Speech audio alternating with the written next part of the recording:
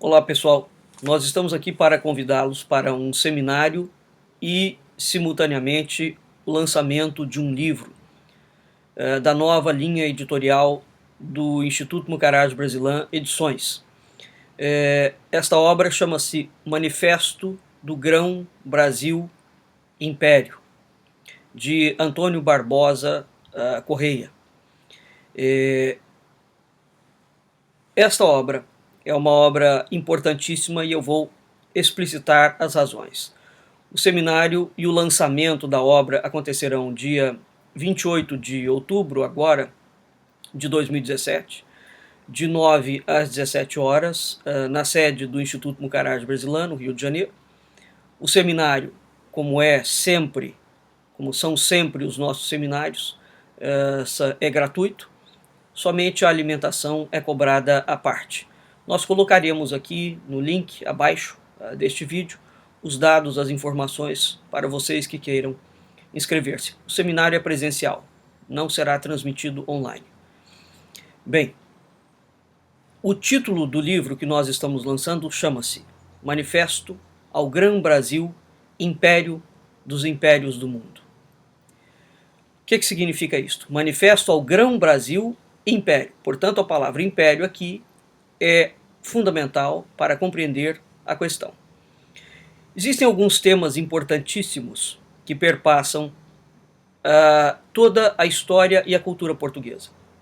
Eles não são somente importantes, eles são os temas estruturais da história de Portugal, da história e da cultura de Portugal. E esses temas são completamente esquecidos, propositalmente esquecidos, pela historiografia brasileira, a partir do século XIX. E quando essa historiografia brasileira, panfletária, refere-se a esses temas, ela sempre o faz num sentido jocoso ou, mais grave, num sentido de adulteração das fontes. Seja como for, esses temas são temas proscritos no Brasil. E em que momento eles ficaram proscritos? A partir da independência brasileira. De lá para cá, as coisas pioraram sensivelmente. Quais são esses temas? Então, quais são as estruturas, as temáticas sem as quais nós não conseguimos entender a história de Portugal? Cito especificamente por conta do livro O Milagre de Ourique,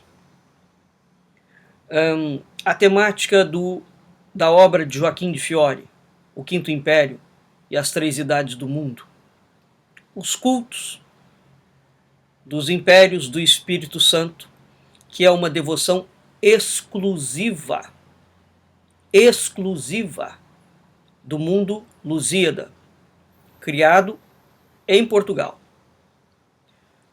O culto do divino católico não tem nenhuma relação com o culto dos impérios do divino Espírito Santo. A temática da Ordem do Templo de Portugal e o messianismo português.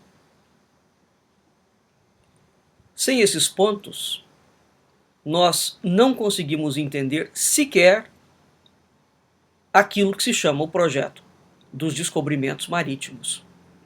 Pois muito bem, a Ordem do Templo portuguesa, há uma Ordem do Templo de Portugal e ela não é originária da Ordem do Templo francesa. Não tem nenhuma conexão com ela, nenhuma relação no sentido formativa. Portugal teve templários portugueses. Todos os indivíduos que pertenciam à Ordem do Templo de Portugal só poderiam ser portugueses. E a Ordem do Templo em Portugal existia antes da extinção da Ordem do Templo na França. Depois a Ordem do Templo de Portugal, por razões várias, foi transformada, transferida integralmente para a Ordem de Cristo. O projeto dos descobrimentos marítimos não foi um feito exclusivo da coroa portuguesa ou de cortesãos esforçados. Antes, foi o projeto de uma ordem iniciática, a Ordem do Templo ou a Ordem de Cristo de Portugal. E evidentemente que o Brasil, por bula papal, pertencia à Ordem de Cristo. Portanto, sem o estudo dessas temáticas, é absolutamente impossível entender a história de Portugal. E por que nós temos que entender a história de Portugal? Ora, por uma razão muito simples. Sem entender a história de Portugal, nós não entendemos a história do Brasil. Não há nenhum sentido de submissão.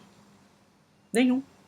Existe simplesmente um direito inalienável que todos nós temos de conhecer a nossa própria história. Pois muito bem. Voltando ao título do lançamento da nossa obra.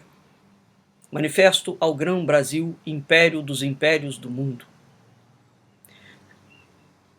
Portugal sempre foi um reinado. Por que a maçonaria e Dom Pedro I, José Bonifácio, vão escolher transformar o Brasil no império?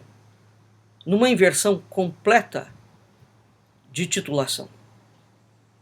Se Portugal era um reino, por que o Brasil será império? Porque o império, teoricamente, abarca, ao menos o império geográfico, ele abarca vários reinos. Então aqui nós temos uma questão. Esta questão da real titulação do Brasil, do alçamento do Brasil à categoria de império, é curiosa. E nós não encontramos esta explicação dentro da historiografia brasileira. Aliás, muito pelo contrário. Câmara Cascudo, na obra dele, Dicionário de Folclore, ele aventa uma proposta sem aprofundá-la. Câmara Cascudo fala que José Bonifácio escolheu, e há escrito do próprio José Bonifácio admitindo tal coisa neste sentido, que escolheu o título Império do Brasil porque a palavra rei não era muito conhecida por essas plagas e a palavra império era muito mais conhecida por conta dos cultos do império do Divino Espírito Santo, que é uma devoção exclusiva do mundo lusíada e que foi trazida por madeirenses e açorianos no início. Acontece que essa explicação do Câmara Cascudo é verídica e não é, né? E merece maiores aprofundamentos. Ora, os cultos do Divino Espírito Santo, sob a forma de império, devoção exclusiva do mundo lusíada, estão diretamente conectados com a teoria de Joaquim de Fiore, a teoria das três idades do mundo, do Quinto Império, que é um império que haveria de suceder a uma sequência de impérios. Então é preciso entender a teoria de Joaquim de Fiore para entender a afirmação do Câmara Cascudo e a confirmação de José Bonifácio. Portanto, nós estamos em qual terreno? Nós estamos no terreno da apocalíptica e nós estamos no terreno da profética. Portanto, José Bonifácio tinha conhecimento disso. Vamos adiante. Então, José Castellani, e não é uma voz isolada nesse aspecto, afirma categoricamente que o título de Império do Brasil e de Imperador do Brasil e de Defensor Perpétuo do Brasil foi dado pela maçonaria. Mas José Castellani coloca que o Grande Oriente do Brasil foi um projeto criado exclusivamente para fazer acontecer a independência do Brasil. A independência do Brasil é um projeto, é uma proposta e foi desenhada pela maçonaria. Isso é um fato inequívoco nas suas duas vertentes, a maçonaria vermelha e a maçonaria azul, consoante a designação que lhe coloca os irmãos Tito Livio Ferreira e Manuel Rodrigues Ferreira. Bem, a coroa portuguesa, portanto, era um reino. Entretanto, nós temos o hábito de dizer que Portugal era império, o Império Marítimo Português. É preciso entender o que é este império, porque este império estava, como Camões coloca, a expansão da fé e do império. Este império não é um império de domínio, é um império de cultura, é uma coisa completamente diferente, né? Este império, a ideia deste império, está integralmente conectada no campo, no tema que envolve a literatura apocalíptica, a literatura profética, dentro da qual insere-se o tema do messianismo português. O messianismo português é um messianismo sui generis, que de modo algum pode ser enquadrado no tema do messianismo judaico, no tema do messianismo cristão e no tema do messianismo do Islã. Ele tem contornos bastante específicos e, na ausência do entendimento desse contorno, nós não entenderemos nada. Mas por que essas questões são importantes? Ora, veja bem, as profecias de Bandarra, o sapateiro de Trancoso, coloca que o Messias português, ele tem alguns cálculos e algumas formulações proféticas para descobrir quem será o Messias português, que há de vir consoante a promessa de Cristo em Ourique, feita a Dom Afonso Henrique após a 16ª geração. Pois muito bem, a maçonaria brasileira acredita que Dom Pedro I é o Messias predestinado, consoante as profecias do Bandarra. E esta obra mostra isto com absoluta clareza. O sujeito que assina a obra, ele assina como mineiro rústico, portanto, é um maçom carbonário. A obra tem algumas peculiaridades. Ela mostra, entre outras coisas, faz um estudo muito sistemático, muito profundo da obra do Bandarra, no campo do messianismo e na identificação desse personagem messiânico. Coloca a dinastia de Bragança dentro desta pontuação e apresenta os dados para aquele Messias que serão interpretados pela maçonaria brasileira como sendo Dom Pedro I. Então, consoante isso, o título de imperador do Quinto Império é atribuído a Dom Pedro I. Para tanto, seria preciso entender o que é o Quinto Império e o que a maçonaria no Brasil está pretendendo atingir ao transmigrar para o Brasil a missão de ser o quinto império do mundo.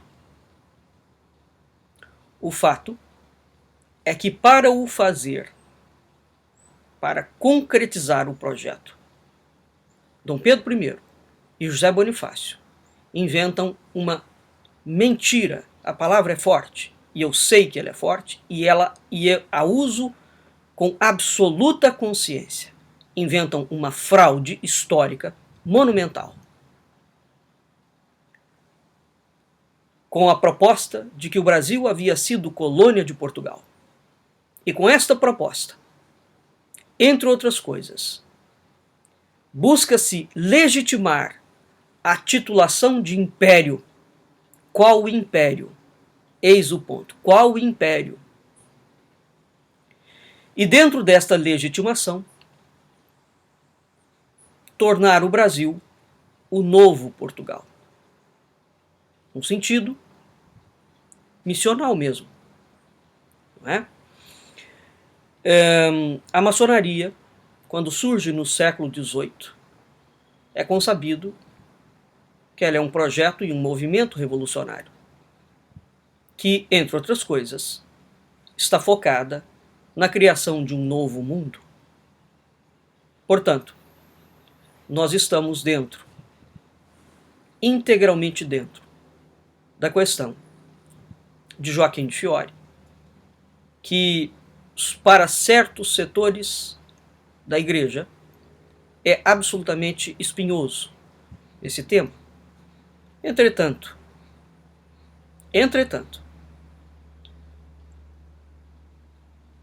gostando a religião ou não, este tema perpassa toda a história de Portugal. E não é possível ler a história de Portugal sem ele. Portugal teve 34 monarcas. Desses 34 monarcas, 7 assumiram-se como Messias. Qual Messias?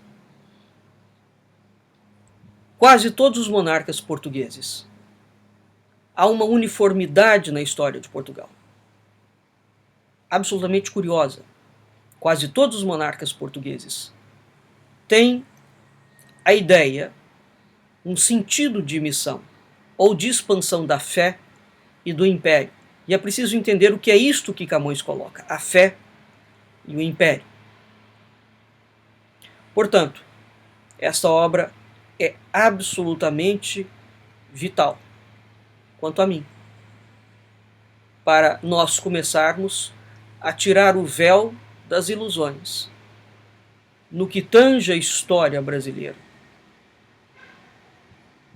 Tenho perfeita consciência de que este é um tema espinhoso, muito espinhoso, execrado pela historiografia nacional, proibido de se citar, exatamente, porque além dele descortinar a história real de Portugal, seus fundamentos fidedignos, ele nos orienta naquilo que foi o projeto revolucionário da independência e futuramente da República, que continuará com o tema do messianismo. Recentemente, é consabido que o Frei Beto alardeou em alto e bom som que Lula era o Messias. Todo mundo achou que aquilo fosse uma brincadeira. Não, não é. Agora é preciso entender. Getúlio Vargas foi durante muito tempo identificado com um caudilho, com o Messias do caudilho. Juscelino Kubitschek quis puxar para Brasília a proposta de que Brasília seria a terceira Roma. Nós estamos dentro da temática da chamada Translatio Imperii, a translação do império. Portanto, há uma outra vertente da história do Brasil, que desde o século XIX vem sendo proibida de ser apresentada ao público brasileiro, com muita satisfação. Além de lançar esta obra, que é a primeira desta série, nós começaremos a relatar a história do Brasil dentro de uma versão não aceita pela historiografia oficial. Nós temos o direito inalienável de conhecer quem nós somos, de onde nós viemos, o que foi Portugal, e, sobretudo, entender a falácia da tese de que o Brasil foi colônia de Portugal. Já passou da hora de nós exigirmos o nosso direito inalienável de termos o direito de conhecer a nossa própria história e a nossa própria cultura. Inscreva-se no nosso seminário, caso você não possa e caso queira. O livro estará à venda na livraria virtual do IMUB a partir do dia 28 de outubro. Muito obrigado pela sua atenção e até lá. Um abraço.